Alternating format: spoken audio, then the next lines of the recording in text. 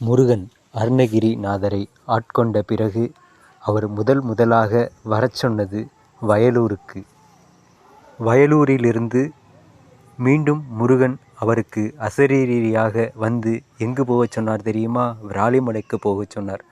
விராலிமலைக்கு செல்ல அருணகிரிநாதருக்கு பாதை தெரியவில்லை. அப்போது எங்கு செல்வது என்று வினாவிக்கொண்டே வந்தார்.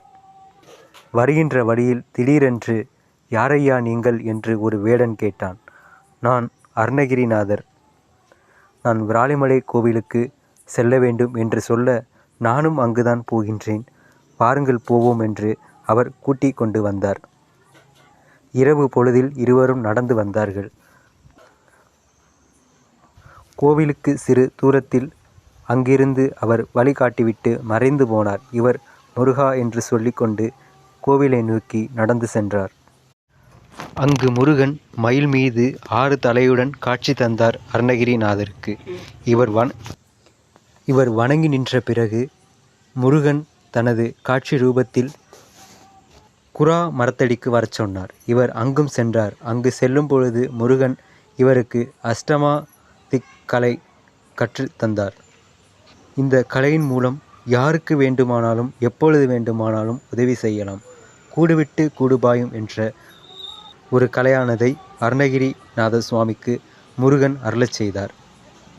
இன்னும் முருகன் கோவிலில் அருணகிரிநாத சுவாமிக்கு தனியாக ஒரு இடத்தில் விளக்கு ஏற்றும் பழக்கம் உள்ளது.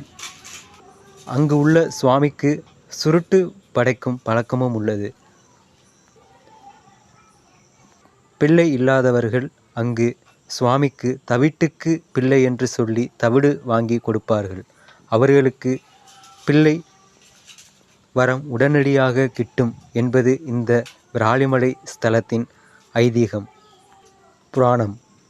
இது புதுக்கோட்டை மாவட்டத்தில் மணப்பாறை செல்லும் வழியில் இந்த விராலிமலை அமைந்துள்ளது. திருச்சியிலுமிருந்தும் இதற்கு நேரடியாக வரலாம். நம் முருக பக்தர்கள் அனைவரும் ஒரு நாள் நம் விராலிமலை முருகனிடம் சென்று வணங்கிவிட்டு அங்கு அருணகிரிநாத சுவாமி அவர்கள் இருக்கும் இடத்திற்கும் சென்று வணங்கிவிட்டு வந்தால் இன்னும் வேண்டுதல்கள் எதுவானாயிருந்தும் உடனடியாக அங்கு கிட்டும்.